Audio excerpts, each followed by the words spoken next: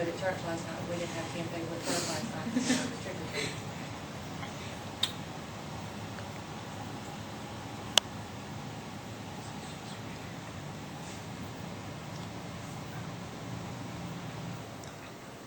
Okay.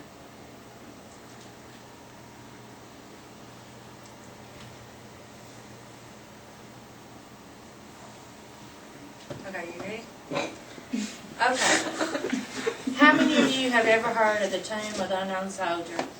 Or it's actually called the Tomb of the Unknowns in Washington, D.C. Okay? Alright.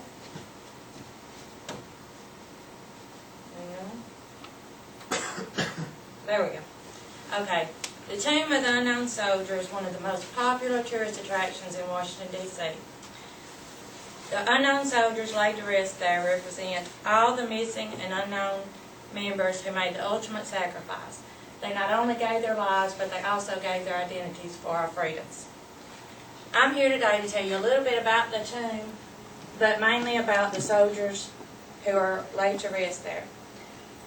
The tomb did hold soldiers from World War I, World War II, and the Korean War, and Vietnam. However, in 1998, the soldier from the Vietnam War was identified as Air Force First Lieutenant Michael Blassie. On the north and south panels of the tomb are 6 inverted reefs, which represent mourning and the 6 major battle campaigns of World War I. On the east side of the tomb, facing Washington, D.C., are 3 figures which from left to right represent peace, victory, and valor. On the west side of the tomb is an inscription which reads, "Here rests in honor glory an American soldier known but to God." The tomb is guarded 24 hours a day, 365 days a year, no matter what the weather, by members of the 3rd U.S. Infantry Regiment, the Old Guard. The Old Guard is the oldest active infantry unit in the military, serving since 1784. These tomb centennials are among the most highly regarded group of soldiers not in active duty. They undergo rigorous training and work under demanding and difficult circumstances. To become a tomb guard, an Old Guard soldier must volunteer by applying through the sergeant of the guard. To be considered for an appointment, the soldier must be highly motivated and disciplined and possess a strong military bearing and soldierly appearance. If appointed, the soldier is assigned to the tomb for an initial 2-week period training. During this period, he focuses on basic changing of the guard sequences, uniform preparations, and memorization of a basic knowledge packet about the tomb and the Arlington National Cemetery. At the conclusion of the 2 weeks, the soldiers are tested on these areas. If they pass, they are assigned to one of 3 reliefs as a trainee. If they fail, they are sent back to their company. Before any soldier is allowed to walk, he must memorize 7 pages of history on Arlington National Cemetery and then recite it verbatim.